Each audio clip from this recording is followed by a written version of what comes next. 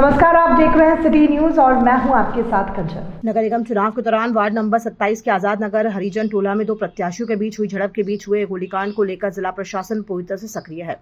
जिला निर्वाचन पदाधिकारी सह उपायुक्त रामनिवास यादव और पुलिस कप्तान डॉक्टर विमल कुमार लगातार घटना पर नजर बनाए हुए हैं। वहीं घटना में गोली लगने से घायल हुए दोनों व्यक्ति की हालत स्थिर बनी हुई है। इस दौरान उपायुक्त श्री यादव ने बताया कि नगर पालिका आम निर्वाचन 2026 के तहत शांतिपूर्ण मतदान संपन्न होने के पश्चात वार्ड संख्या 18 के आजाद नगर में हुई गोलीबारी की घटना में 2 लोग घायल हो गए।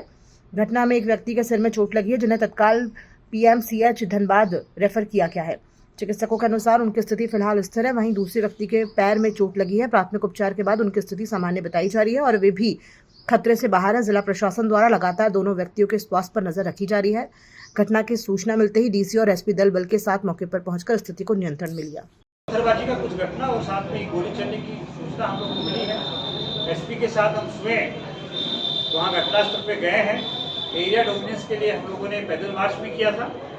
उसके बाद उसका रेमिफिकेशन जो भी ना हो उसको रोकने के लिए हम लोगों ने जितनी हमारे पास फोर्स है उसको डिप्लॉय किया है। वही जो घटना है एक इलेक्शन प्रोसेस से रिलेटेड नहीं है, ये इलेक्शन प्रोसेस से हटके हो सकता है। कारण इलेक्शन हो लेकिन इलेक्शन प्रोसेस की में नहीं हुआ, ना ही बूथ में हुआ, ना ही किसी मतदान कर्मी के साथ हुआ। तो ये उसके प्रोसेस में नहीं आता है, उससे हटके हैं। बट इसमें भी हम लोग अभी तुरंत लगे हुए हैं, तो जितना जल्दी हो सकेगा कि कुछ नाम आइडेंटिफाई हुए हैं जिन्होंने ये इस घटना को अंजाम दिया है। हम लोग तत्काल प्रभाव से उन लोगों को अरेस्ट करने का प्रयास करेंगे। Thank you. शांतिपूर्ण ढंग से मतदान चला है। छिटपुट कहीं कहीं पे ये चीज़ें आई थी और जो मामला अभी जो आया है वो भी मतदान खत्म होने के बाद में हुआ है और वो भी 400, 300, 400 मीटर उसकी दूरी है। तो ये पर्सनल ग्रजेस को लेके हो सकता है।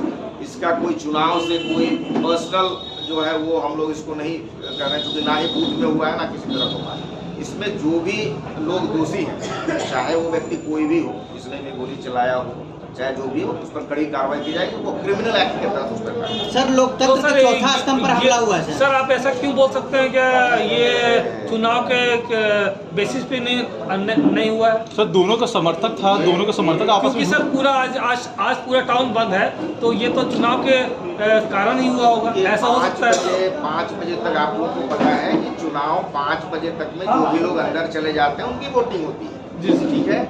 और ये 5 बजे के अंदर में वहाँ जो बूथ है वहाँ पे स्मूथली चला है। वहाँ पे हम लोग जब गए तब पोलिंग पार्टी आराम से वहाँ से निकल चुकी थी।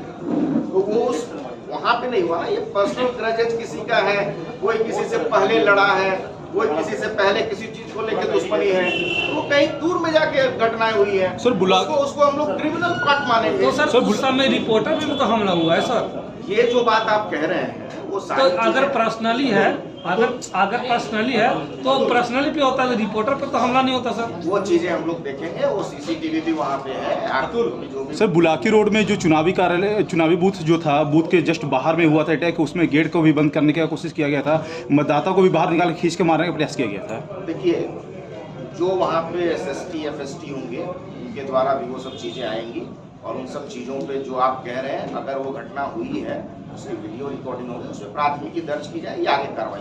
सर तो घटना के बाद सर ये दूसरा आपको लगता है कि निष्पक्ष चुनाव हुआ है? सर आपको बताया है, जैसे मान लीजिए कि आपका कहना है कि बूथ से मतदाता को निकाला गया और जो भी मान लीजिए ऐसा है, तो प्रिजाइडिंग ऑफिसर जो होता है वो अपनी केस डायरी जो अपना बना के लाता ना, अपनी डायरी बना के लाता, उसमें वो दिन में क्या क्या इवेंट हुए एक इवेंट लिख के लाता, and that is a legal evidence. अगर ऐसा हुआ है ठीक है।